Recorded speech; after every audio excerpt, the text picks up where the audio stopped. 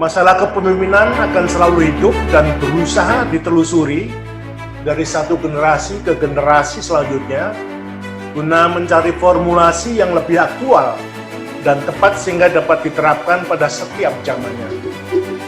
Kenyataan ini mengindikasikan bahwa kepemimpinan adalah konsep yang sangat dinamis, urgent, dan kompleks. Dale Carnegie dalam bukunya The Leader in You mengatakan bahwa ada jiwa kepemimpinan di dalam setiap diri manusia. Hal ini diperkuat oleh pendapat Warren Bennis yang mengatakan bahwa seseorang pemimpin berbeda dengan orang kebanyakan. Hal senada juga disampaikan oleh Bapak Hamengkubuwono ke-10 bahwa setiap kita sesungguhnya memiliki kapasitas untuk menjadi pemimpin. Kekuatan terdahsyat seorang pemimpin adalah suri tauladan dan kedisiplinan. Jadi kalau kita lihat dari kenyataan tadi, di awal pertemuan kita pagi hari ini, Ibu Susi Suryono sebagai leader tim 37, ternyata telah menghasilkan banyak leader yang lain. Padahal salah satu tugas menjadi leader adalah menciptakan leader. Leader create leaders. Nah, kita tadi sudah mendengar bahwa Bu Susi Suryono menyampaikan selamat kepada leader-leader baru kita, yang kalau nggak salah jumlahnya 12 atau 13. Untuk kita ketahui bersama bahwa Indonesia ini sebetulnya memiliki warisan dari para leluhur mengenai prinsip-prinsip kepemimpinan. Banyak diantaranya yang relevan sepanjang masa dan sekarang pun masih digunakan. Salah sebuah konsep kepemimpinan yang merupakan warisan kebudayaan adalah hasta brata. Mungkin Ibu Bapak sekalian pernah mendengar istilah hasta brata. Yaitu satu ajaran keutamaan yang dimana pemimpin itu ditunjukkan oleh sifat-sifat alam. Antara lain ada meniru sifat bumi, meniru sifat air, meniru sifat angin, meniru sifat bulan, meniru sifat matahari, meniru sifat laut, meniru sifat gunung. Nah, ini saya ingin mengelaborasi gunung saya, karena besar saya mau elaborasi gunung ini.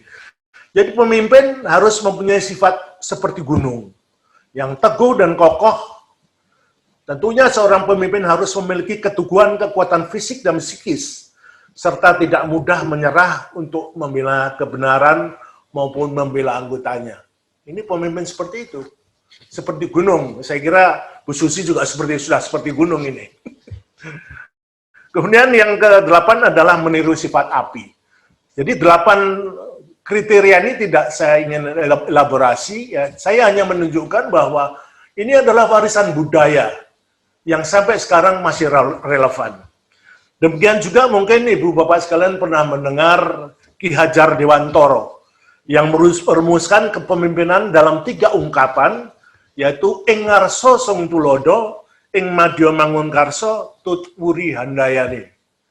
Jadi di depan kita mengarahkan, di tengah kita kemudian membuat satu keseimbangan, di belakang mendorong keberhasilan. Nah, ketiga hal ini juga sudah kita lihat di grup Susi Suryono ini, kelihatan sudah sama-sama kita lakukan. Kita dorong, kita arahkan untuk menjadi leader-leader berikutnya.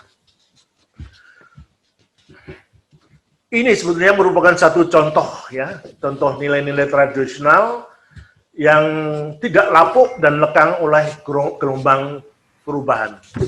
Selanjutnya, pada kesempatan yang baik ini, saya ingin menyampaikan satu tema yang tadi sudah kita tuliskan, adalah tema kepemimpinan yang aplikatif, yang menurut saya sesuai dengan kebutuhan saat ini, yaitu menjadi pemimpin yang amanah dan bertanggung jawab. Kita lihat di situ ada 2 kunci, ya, ada 2 kunci, adalah amanah dan bertanggung jawab. Menjadi pemimpin yang amanah dan bertanggung jawab, ya. Jadi amanah di sini adalah satu kata yang berasal dari Arab, ya. Dalam penggunaan sehari-hari Amanah berarti titipan atau kepercayaan. Jadi amanah, titipan, dan kepercayaan. Pemimpin yang amanah adalah orang yang mampu menjaga titipan atau secara singkat dapat dikatakan dapat dipercaya. Mampu menjaga titipan atau dapat dipercaya dalam arti terkandung kejujuran. Ada ungkapan di masyarakat, Ibu Bapak sekalian, mencari orang pandai itu mudah. Mencari orang pandai itu mudah, tetapi mencari orang yang amanah itu sulit. Tersirat di sini bahwa dalam amanah paling tidak diperlukan 3 syarat. Yang pertama, adanya tanggung jawab yang besar dari yang menerima amanah. Penerima amanah melihat amanah yang diberikan kepadanya sebagai suatu kehormatan. Dan dia memiliki kemampuan dan kemauan serta upaya yang kuat untuk menjaga amanah tersebut. Caranya tentunya dengan tidak menyalahgunakan amanah untuk kepentingan pribadi. Yang paling penting di sini, tidak menjaga amanah yang diberikan kepadanya adalah suatu pengkhianatan. Ngeri kali ini kan, pengkhianatan. Jadi nggak menjaga amanah adalah pengkhianatan. Katanya teman yang dari Medan sana, ngeri kali ini. Yang kedua, dituntut integritas yang tinggi dari yang menerima amanah tersebut. Integritas di sini adalah satunya kata dan perbuatan, Bu Pascal. Jadi kalau kita ngomong A, ya harus dilaksanakan A. Kalau orang Jawa jangan sampai esok dele, sore tempe gitu. Padahal sama saja tempe dibuat dari dele ya, Ibu sekalian. Kemudian yang ketiga, pihak yang memberi amanah percaya bahwa orang yang diberikan amanah akan mampu dan mau menjaga amanah dengan baik sebagaimana mestinya dan tidak akan menyalahgunakan amanah tersebut. Ini sebetulnya berat sekali ya Bu ya, amanah ini sebetulnya berat sekali. Karena kalau kita tidak melakukan amanah itu dengan baik, kita dianggap pengkhianat. Dan tentunya nggak mau kita ini dianggap sebagai pengkhianat. Kemudian yang kedua, kata kunci kedua adalah bertanggung jawab. Dalam Kamus Besar Bahasa Indonesia, bertanggung jawab berarti berkewajiban menanggung. Memikul tanggung jawab, menanggung segala sesuatunya. Bertanggung jawab adalah sifat positif yang harus dipunyai dan melekat pada setiap pemimpin. Membuat orang bertanggung jawab adalah memberi mereka kesempatan menggapai keberhasilan. Dan hal itu dimulai dari hal-hal yang kecil. Kesetiaan total terhadap business review ini adalah salah satu implementasinya adalah sikap tanggung jawab yang sangat menonjol. Seorang pemimpin sejati akan senantiasa siap mengambil alih tanggung jawab bila anak buahnya dinyatakan berbuat salah. Jadi ingat Bu Susi, kalau saya berbuat salah, Ibu juga harus mau ngambil alih tanggung jawab, Bu ya. Karena Ibu kan leader kita gitu. Jadi kalau saya salah, Ibu yang tanggung jawab. Enggak gitu. Ya seperti itulah kira-kira. Jadi berdasarkan pemahaman tentang amanah dan tanggung jawab tadi, tentunya kita merasa apakah dengan amanah dan tanggung jawab saja cukup? Menurut saya tidak, Bu. Harus ada modalitas yang lain. Ada kemampuan-kemampuan yang lain yang harus kita punyai sebagai seorang pemimpin. Di antaranya adalah, tadi yang kita sampaikan tadi adalah masalah integritas. Nah ini. Jadi kita harus mempunyai modalitas yang lain.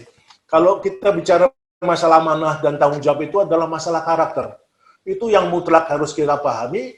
Tapi tentunya kita tidak bisa lepas dari modalitas-modalitas yang lain, diantaranya adalah integritas. Bahwa di mana integritas itu di dalamnya ada kejujuran, ada komitmen, konsisten, no hidden agenda. Ini penting Bu ya, apalagi yang nomor 1 kejujuran ini. Kejujuran ini dalam setiap kegiatan atau pakar-pakar yang pandai menyiasati sesuatu kegiatan, dan juga mengatakan bahwa kunci sukses kita berbisnis ataupun dalam konteks bersosialisasi, kejujuran selalu mendapat poin yang nomor 1. Oleh karenanya kejujuran ini menjadi basic kita di dalam melakukan bisnis di Burtir Placenta ini, business review. Kejujuran, kejujuran, dan kejujuran. Ini adalah kunci utama dalam melaksanakan business review. Kemudian selanjutnya adalah pengetahuan. Pemimpin harus mempunyai pengetahuan yang lebih, berwawasan yang lebih, karena pada dasarnya pemimpin adalah pencetus ide, ya, memberikan ide-ide, ya, termasuk sebetulnya yang saya salut sama Bu Susi Suryono ini, kok bisa meng-create satu kegiatan Zoom meeting ya. Padahal tadinya saya nggak pernah berpikir ke situ. Zoom meeting ini sebetulnya ide yang brilian, ide yang bagus, sehingga kita di era pandemi ini kita bisa berbagi melalui media yang menurut saya sangat bagus. Dan hari ini top ya Bu ya, kita partisipannya 100 orang ini. Bukan main nih, 100 orang. Dan banyak yang waiting list, tapi ya karena maksimal 100 orang, ya mohon maaf kepada ibu bapak yang ingin bergabung, yang akhirnya kita tidak bisa join di situ. Jadi mohon maaf, karena memang kapasitasnya hanya 100. Gitu. Kemudian yang kedua adalah pemberi info yang tepat dan benar. Kenapa harus memberikan info yang tepat dan benar? Karena sekali lagi, kalau basic kita kejujuran, kita tentunya dalam setiap kegiatan kita harus selalu memberikan sesuatu yang benar kepada teman-teman kita, kepada ada klien kita atau calon klien kita. Ini penting untuk selalu diberikan kepada mereka.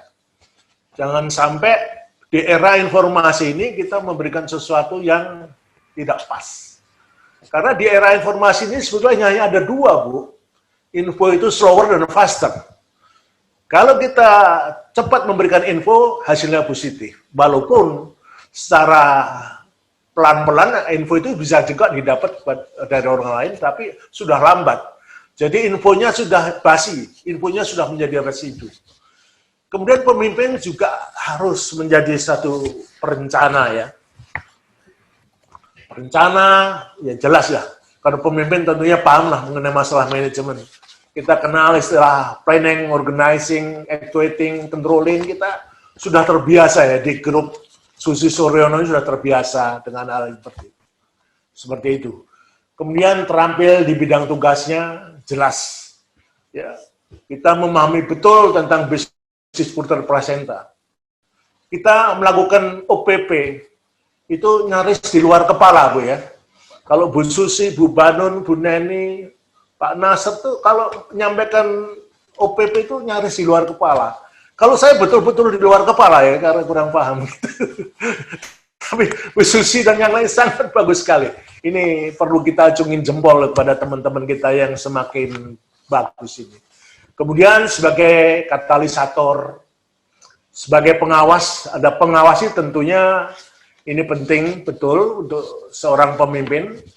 Karena ending dari proses manajemen adalah pengawasan, controlling. Jadi setiap kegiatan apapun, endingnya harus dikontrol. Karena dari kontrol ini kita bisa mengevaluasi apa yang kita telah lakukan. Jadi pengawasan ini merupakan satu kegiatan manajemen yang tentunya ini sangat perlu dipahami oleh para pemimpin. Kemudian yang berikutnya adalah pelindung, pemberi rasa aman. Jelas Ibu Bapak sekalian, di dalam kegiatan bisnis Purtier ini, masalah melindungi, memberi rasa aman, ini juga mutlak harus digarisbawahi. Karena kegiatan ini juga menyangkut tentang keberlanjutan usaha kita. Ya. Pemberi rasa aman, ya contohnya lah, ketika ada keterlambatan sesuatu, misalnya dusnya Purtier itu terlambat datang, jadi kayak ngirim Purtier gundulan gitu tanpa dus, itu harus diinformasikan dengan benar bahwa ini sebentar lagi akan datang. Jadi membuat rasa aman anggota itu paling bagus Ibu Bapak sekalian. Ini penting juga ya, karena ini juga wujud dari pemberian rasa aman dan melindungi anggota kita ya. Karena banyak sekali teman-teman yang bertanya kemarin pada Bu Susi, ini kok dusnya kok missing Bu, kok dosnya kok belum datang ini karena keterlambatan. Ini nggak masalah, karena pada dasarnya kita harus selalu memberi rasa aman dengan penjelasan-penjelasan yang bagus. Kemudian selanjutnya masalah courage, keberanian. Keberanian ini adalah suatu kualitas mental sebetulnya, Bu ya. Karena seorang pemimpin harus menjadi risk taker. Dia harus bisa menjadi orang yang mau menerima resiko. Ya. Resiko dipisui itu biasa, Bu, pemimpin itu. Karena pemimpin ini kan selalu ada di level ya. Kita selalu mengatakan create leader at many level ya. Kita menciptakan pemimpin di setiap level itu. Nah, kita misalnya jadi pemimpin level yang di bawah, kemudian dipisui level yang di atas, itu biasa. Makanya kita seorang pemimpin harus mampu menjadi risk taker gitu. Ya, menerima risiko itu harus mau, dan ini sudah menjadi satu hal yang biasa. Kemudian keberanian ini juga menjadi satu karakter yang utama. Jadi kalau kita bicara masalah karakter ini sangat luas ya. Karena karakter ini sebetulnya yang membuat kita ini berbeda. Orang yang berkarakter tuh berbeda, Bu. Jadi kalau kita berkarakter, kalau menurut Thomas Liccona, karakter itu adalah satu nilai-nilai yang beraksi, yang kita aksikan. Nah, nilai-nilai itu adalah ya kejujuran kita, kemudian keterbukaan kita. Ini adalah aksi ya. Nilai-nilai yang beraksi, yang kita lakukan dalam keseharian. Nah, ini ketika karakter ini sudah tertanam di dalam setiap jiwa pemimpin, ya insya Allah apa yang kita inginkan ke depan dalam mengelola kebersamaan dan kekeluargaan di Riwie 37 Tim Susi Koreano, insya Allah kita akan berhasil dan berdaya guna. Kemudian berikutnya masalah teguh dan pasti dalam decision. Ini adalah wujud kepastian, Bu. Kita jangan sampai waktu pagi ngomong A, kemudian yang sorenya atau siangnya B, kemudian sore ya jadi beda lagi. Ini tidak bagus sebagai seorang pemimpin. Jadi kalau kita mengambil keputusan, ya keputusan yang itulah yang pertama kita cantumkan, itu yang harus kita lakukan. Jangan sampai, sekali lagi, jangan sampai berbeda gitu. Kita pagi ngomong A, B-nya ngomong B, siangnya B, sorenya C, itu ciloko tenang itu, Bu. Jadi kita harus teguh dan pasti terhadap decision yang kita lakukan. Kemudian berikutnya calculated analysis. Kita tahu sekali siapa teman kita di dalam grup ini. Kita tahu siapa-siapa mereka, yang rata-rata yang ada di tim Ibu Susi ini oke-oke semua lah. Keren gitu, keren abis. Jadi kita bisa menganalisis dari mereka satu persatu, dan kemudian dalam konteks produk kita juga bisa melihat bahwa pemimpin dari bisnis Riwie ini sudah memberikan satu kepastian bahwa produk kita ini akan berlangsung. Pak Asim pernah menyampaikan itu, bahwa ini akan berlanjut. Jadi kalau kita melihat masalah itu, tentunya kita bergembira ya. Jangan sampai kita sudah berupaya keras menjalin jaringan-jaringan, tapi produk kita distribusinya tidak lancar. Ini kan nggak bagus. Tapi sudah mendapat jaminan dari bos besar kita, guru besar kita, Pak Asim, bahwa apa yang kita lakukan berkaitan dengan produk ini tentu lancar gitu. Apalagi kualitasnya. Kualitasnya itu sangat meyakinkan ya. Jadi kalau saya melihat kualitas dari Purter Placenta, seperti yang disampaikan oleh teman-teman tadi, ini kelihatannya bukan main ya. Betul apa yang dikatakan bahwa ini adalah Rolls Royce-nya herbal. Rolls Royce-nya herbal. Apalagi kemarin kita membaca, menyandingkan beberapa negara, kita melihat tingkat keberhasilan Singapura, kemudian Jepang, Korea Selatan, ini bukan main. Mereka tidak serta-merta memberikan sertifikasi terhadap satu produk kalau belum dianalisis secara tajam. Ya, belum dianalisis secara tajam. Oleh karenanya kita sangat berbangga dan mantap gitu ya, ketika sertifikasi terhadap produk kita ini sudah dikeluarkan dengan baik. Memang kita tunggu untuk BPOM kita ya Bu Susi ya. Mudah-mudahan mereka dalam waktu yang tidak terlalu lama, ya, dengan menyimak apa yang sudah dikeluarkan di Jepang, kemudian di Singapura, kemudian di New Zealand sendiri, seharusnya tidak berkeberatan untuk segera mengeluarkan sertifikasi itu. Kemudian berikutnya adalah bertindak nyata. Masih tadi Mas, ada satu lagi itu bertindak nyata. Bertindak nyata ini satu yang menurut saya klasik, tapi di dalam kegiatan kepemimpinan ini memang harus dilakukan. Bertindak dan bertindak ini merupakan satu hal yang mutlak. Karena percuma saja misalnya kita punya visi, kita punya misi, tapi tidak ada langkah aksi juga percuma. Nah, langkah aksi itu sebetulnya ditunjukkan dalam kegiatan bertindak nyata, gitu ya. Kita boleh berpunya visi, punya misi, tapi kita hanya jalan di tempat, itu ya percuma saja. Jadi bertindak nyata adalah kunci keberhasilan dari kegiatan kita dalam tim Susi Suryono. Lanjut. Berikutnya ada inisiatif. Jadi modalitasnya itu ada 7 plus nanti 1 trust, Bu, ya. Jadi inisiatif ini memang satu hal yang perlu dilakukan. Walaupun terkadang inisiatif itu perlu juga mendapat evaluasi, karena begini Bu sekalian, pemimpin senang sekali melihat anak buahnya punya inisiatif. Dia berbuat sesuatu dalam upaya meningkatkan kegiatan kita di dalam bisnis portier. Dia inisiatif bermacam-macam inisiatif. Nah, cuman inisiatif ini memang selalu berkaitan dengan kreativitas. Dan ini juga bisa menghadirkan satu kemampuan untuk melihat apa yang sedang dikerjakan oleh anak buah atau anggota. Kemudian juga dapat diidentifikasi kesulitan atau hambatan ya di dalam pelaksanaan kegiatan kita sehari-hari ini. Dan kemudian juga bisa mencari peluang dan terobosan. Melalui inisiatif sebetulnya itu bisa kita lakukan, tiga kemampuan itu. Tapi semuanya harus tetap dalam koridor akuntabel. Kita nggak bisa membiarkan anak buah kita atau anggota-anggota kita untuk berinisiatif. Tapi sekali lagi, inisiatif ini harus tetap akuntabel dan tidak keluar dari istilahnya ADART kita. Ya, kita punya pedoman, ya, anggaran ada buku yang sudah disampaikan oleh manajemen pusat tentang OPP dan juga tentang aturan-aturan ini yang harus kita lakukan secara berlanjut. Kemudian yang kelima adalah kebijaksanaan ya, bijaksana, wisdom. Kebijaksanaan atau sering digunakan kata kebijakan adalah kemampuan pikiran kita untuk mempertimbangkan bermacam-macam faktor untuk sampai pada suatu keputusan yang hebat, yang tepat.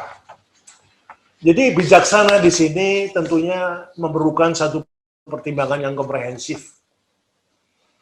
Kita tidak bisa memutuskan sesuatu tanpa melihat yang lain. Maka itu yang disebut komprehensif.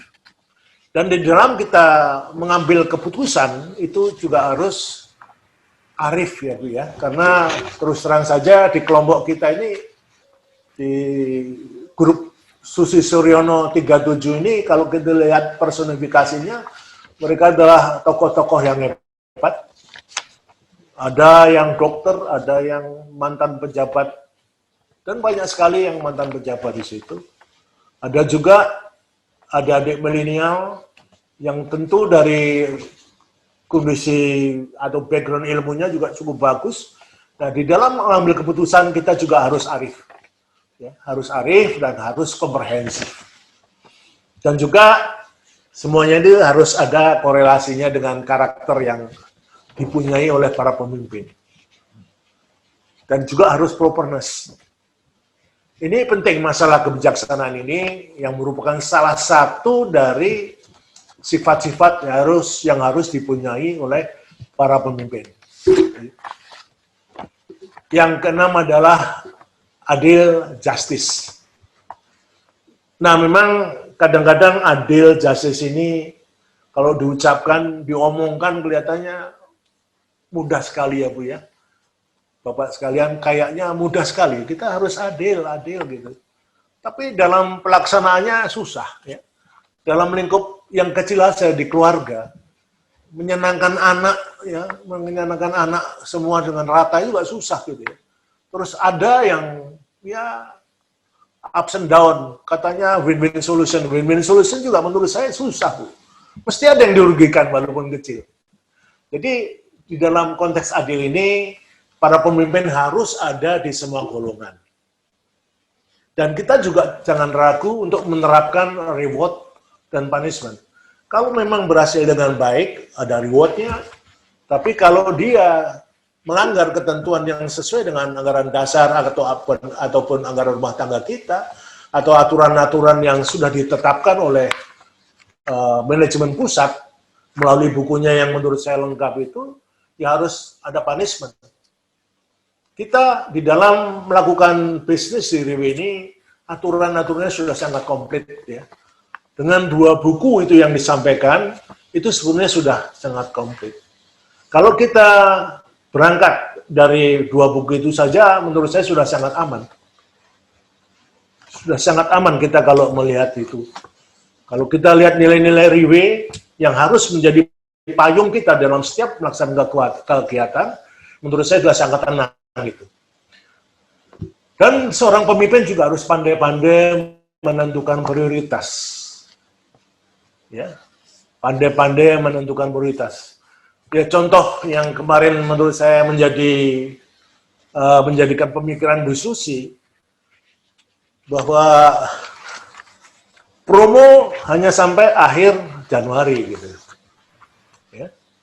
Menjelang akhir Januari itu banyak yang mengajukan, Bu Susi, saya perlu beli lagi sekian, padahal tinggal 2 set gitu. Yang minta adalah 6 orang gitu. Ini kan membuat kepala pusing juga nih. Jadi kalau dikasih yang satu, nanti yang kedua kok pilih kasih, kok di sana yang kasih saya tidak. Nah, disinilah seorang pemimpin harus pandai-pandai menentukan prioritas. Nah, kelihatannya prioritas itu ditetapkan, diambil ketika ada yang berkaitan dengan masalah mendapat bintang.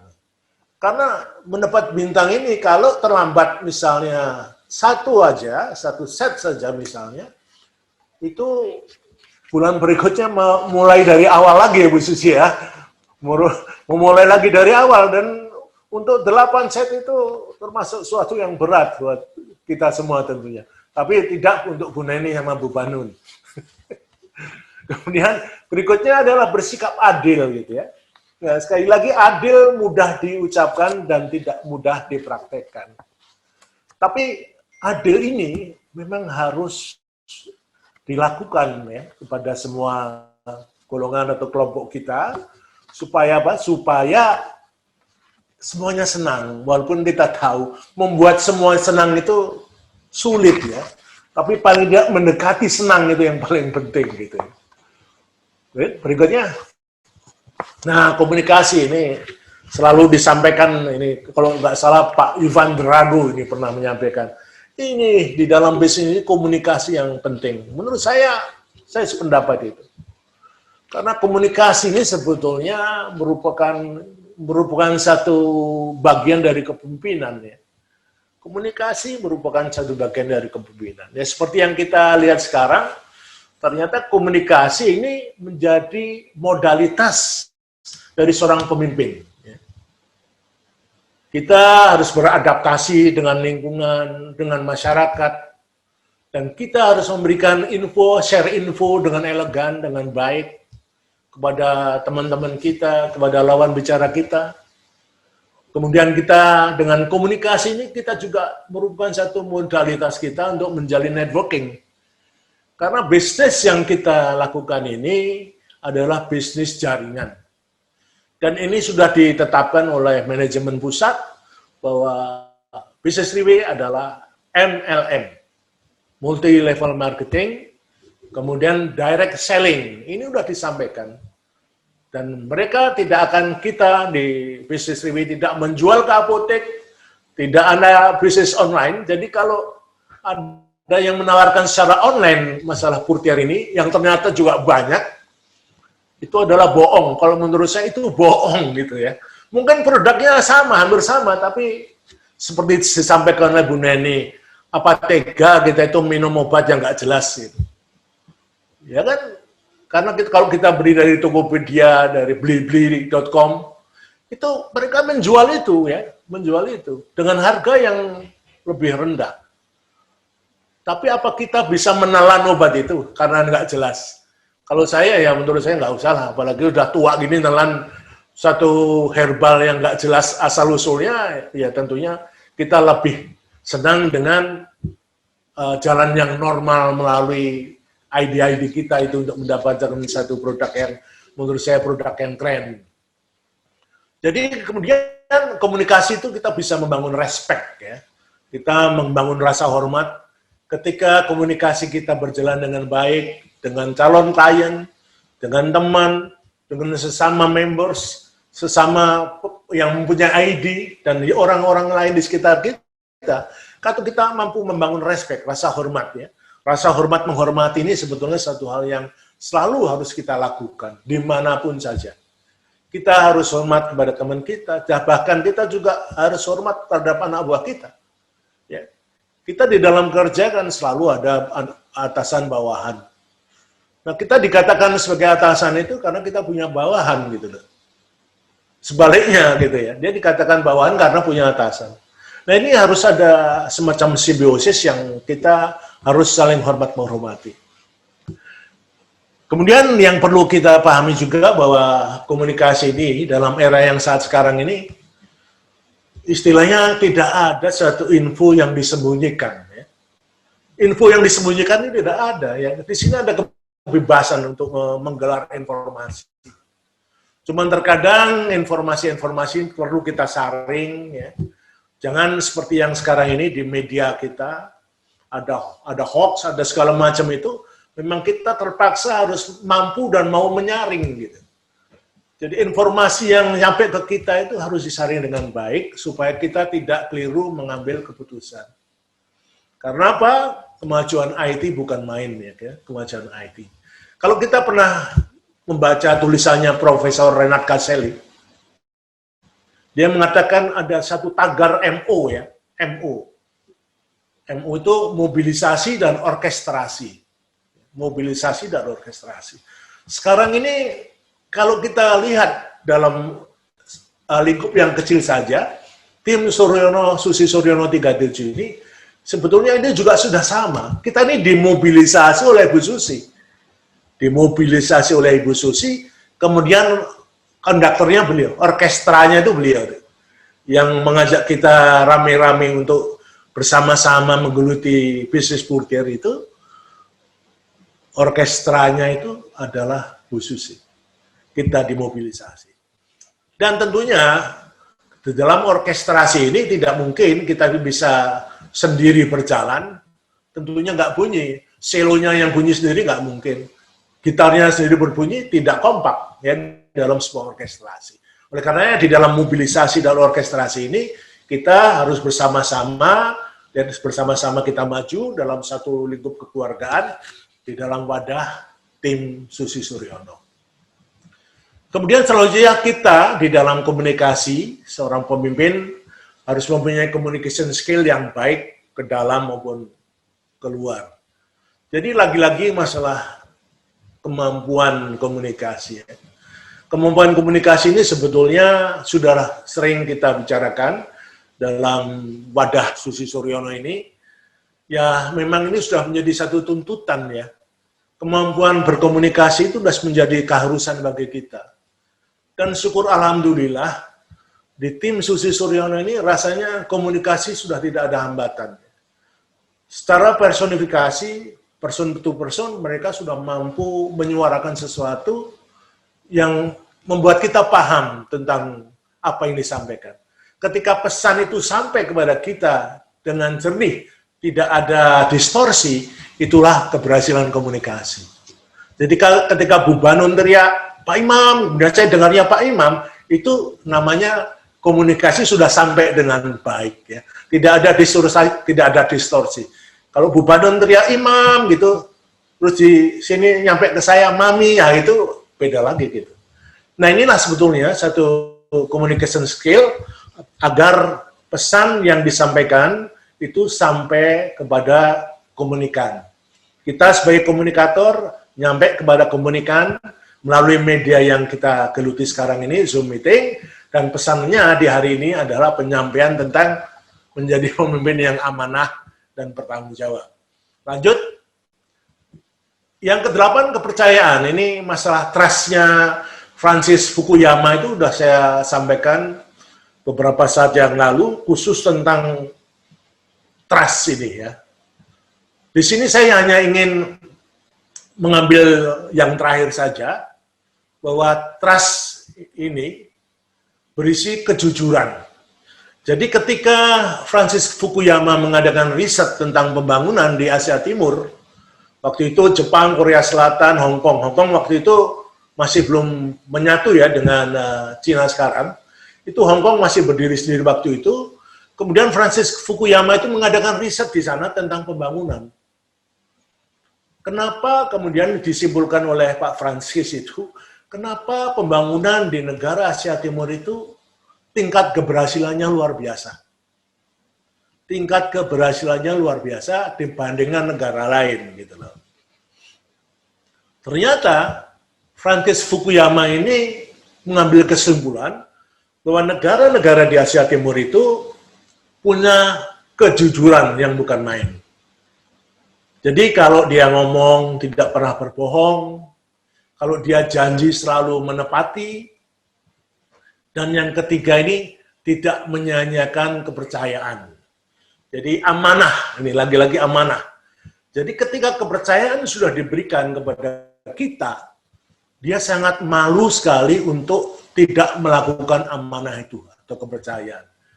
Ini bukan saya ngomong, ini adalah Francis Fukuyama tentang kejujuran. Ya. Jadi kepercayaan, kejujuran, tidak pernah bohong, janji ditepati, dan tidak menyanyiakan kepercayaan. Lanjut. Ini masih apa yang disampaikan oleh Pak Francis ya, bahwa trust ini adalah modal dasar kepemimpinan. Jadi trust, ada leader, ada follower, itu satu hal yang biasa. Ada atasan, bawahan. Pemimpin harus kita percaya, tapi pemimpin juga harus percaya kepada followernya. Kalau tidak percaya kepada followernya, juga akan repot Ibu Bapak sekalian. Kalau kita selalu istilahnya ragu terhadap kemampuan follower, ini juga menjadi bencana buat kita. Karena kemungkinan ada sesuatu yang ya akhirnya bukan diganggu ya, tapi akhirnya menghambat ya keinginan kita untuk maju. Lanjut. Ibu Bapak sekalian, masalah yang berkaitan kepemimpinan itu konon katanya ada yang born leader. Tapi tidak banyak untuk born leader itu, menurut saya leader yang banyak adalah created, yang dikreasikan. Karena seperti yang tadi saya sampaikan, bahwa tugas pemimpin itu adalah menciptakan pemimpin-pemimpin berikutnya. Leader create leaders. Jadi pemimpin harus menciptakan pemimpin-pemimpin berikutnya. Lanjut. Ibu Bapak sekalian, itu adalah tadi yang di depan tadi adalah modalitas kita sebagai seorang pemimpin. Karena dengan amanah dan tanggung jawab itu tidak cukup. Amanah dan tanggung jawab merupakan satu karakter yang harus dipunyai oleh setiap pemimpin. Tapi modalitas kemampuan-kemampuan yang berkaitan dengan ya lingkup-lingkup yang lebih luas, masalah pengetahuan, kemampuan komunikasi dan lainnya merupakan satu hal yang harus dipunyai oleh setiap pemimpin. Kemudian banyak pakar yang mencoba mengidentifikasi keberhasilan-keberhasilan para pemimpin. Sulit memang itu katanya. Tapi pemimpin itu juga para pakar itu kemudian memformulasikan 5 hal ini. Walaupun dia ragu, tapi dia mau istilahnya berbagi bahwa kemungkinan keberhasilan para pemimpin ini adalah 5 hal itu. Yang pertama, communication skill, ya, communication skill. Nah, di dalam konteks communication skill ini tentunya masalah kelancaran berbicara ini menjadi mutlak. Ya. Kelancaran berbicara di dalam kepemimpinan ini adalah mutlak. Ada satu buku judulnya Eksekutif Memimpin dengan Kata-Kata. Ya, eksekutif memimpin dengan kata-kata. Tentunya saya sependapat dengan itu, bahwa kelancaran berbicara seorang pemimpin itu mutlak adanya. Gitu. Ya, jangan sampai ada kesempatan pemimpin untuk menyampaikan apa atensi terhadap apa yang kita lakukan, ternyata di depan bahasa Inggrisnya kami sosolen. Ada Bu Banon ya, kami sosolen itu ya. Kami sosolen banyak Bu, banyak. Bahwa dapat kesempatan untuk berbicara ini terkadang menjadi hambatan juga. Tapi itulah communication skill, makanya dalam waktu yang tidak terlalu lama Bu Banon, Bu Susi ini akan menerbitkan satu buku. Menerbitkan satu buku untuk kita semua, untuk tim 37, mungkin dan yang lainnya yang menginginkan, nanti kita akan bagi. Judulnya Pedoman Komunikasi untuk kita semua, dalam rangka ya OPP dan lainnya lah. Supaya paling tidak dalam kelompok kita ini ada sesuatu yang kita tulis, ada sesuatu yang bisa kita baca, tentunya demi kemajuan dan kebersamaan kita. Kemudian yang berikutnya adalah problem solver. Seorang pemimpin dinyatakan berhasil kalau dia mampu memberikan satu solusi terhadap masalah-masalah yang ada. Iya, Nan. Ya. Jadi kalau pemimpin dinyatakan berhasil, kalau bisa mengatasi atau bisa mengambil satu solusi yang pas ya untuk kepentingan organisasi itu. Kemudian sociable, luas. Seorang pemimpin harus luas Ibu Bapak sekalian. Luas ini menjabarkannya juga agak susah juga gitu ya. Tapi paling tidak luas ini ketemu siapa saja tuh kita nggak minder. Kita nggak gengsi ketemu siapa saja gitu ya. Kalau ada joke, ketemu orang waras kita nggak kelihatan gilanya gitu. Ketemu orang gila kita nggak kelihatan warasnya, bukan itu maksudnya. Jadi kita harus luas menghadapi semuanya, menghadapi lawan bicara kita, menghadapi calon klien kita, itu kita harus luas. Dan itu adalah kehebatan pemimpin-pemimpin sekarang. Kita semuanya luas-luas gitu ya kalau kita lihat. Kemudian berikutnya adalah aware of needs, kesadaran akan kebutuhan. Pemimpin tidak perlu orang, maksud saya pemimpin yang efektif mengetahui kebutuhan dari anak buahnya. Ya, ini adalah wujud kepedulian seorang pemimpin, seorang atasan kepada bawahan. Jadi aware of needs ini penting bagi seorang pemimpin, jangan sampai anak buah atau bawahan kita butuh sesuatu yang mendesak, tapi karena kita tidak peduli dengan anak buah kita, itu tidak ada support. Nah ini menurut saya tidak akan melancarkan suatu kegiatan organisasi. Kemudian berikutnya adalah smart. Ya. Pemimpin tidak perlu seorang jenius katanya. Saya setuju itu. Kalau cari yang jenius mungkin saya nggak masuk di dalam kelompok Bu Susi ini gitu ya. Karena yang dibutuhkan orang jenius. Tapi anggota harus merasa bahwa pemimpin memiliki kemampuan untuk membantu mereka memecahkan persoalan. Jadi pemimpin sekali lagi tidak perlu yang jenius, tapi bawahan merasa bahwa pemimpin ini mampu mengatasi persoalan yang ada di bawahannya. Jadi inilah beberapa ciri keberhasilan Ibu Bapak sekalian yang ditentukan oleh pakar, walaupun secara pasti para pakar itu belum mampu 100% untuk mengidentifikasi ciri-ciri keberhasilan ini. Jadi 5 hal ini diperhatikan oleh para pakar ini dalam kondisi-kondisi tertentu, bagaimana pemimpin ini di dalam mengatasi komunikasi, problem solver, sociable, aware of needs, dan smart. Disinilah yang dia lihat dalam keseharian yang kemudian diputuskan bahwa ini adalah merupakan beberapa ciri keberhasilan. Walaupun para pakar ini belum yakin benar terhadap ini. Lanjut. Ibu Bapak sekalian, ini saya kutip dari beberapa tulisan, katanya penting gitu ya. Jadi Anda harus memperoleh kepercayaan dari anggota Anda. Kalau tidak, Anda tidak akan pernah menjadi pemimpin yang besar. Ini pernyataan yang sangat serius kali. Anda tidak akan pernah mencapai potensi penuh tanpa kepercayaan tim.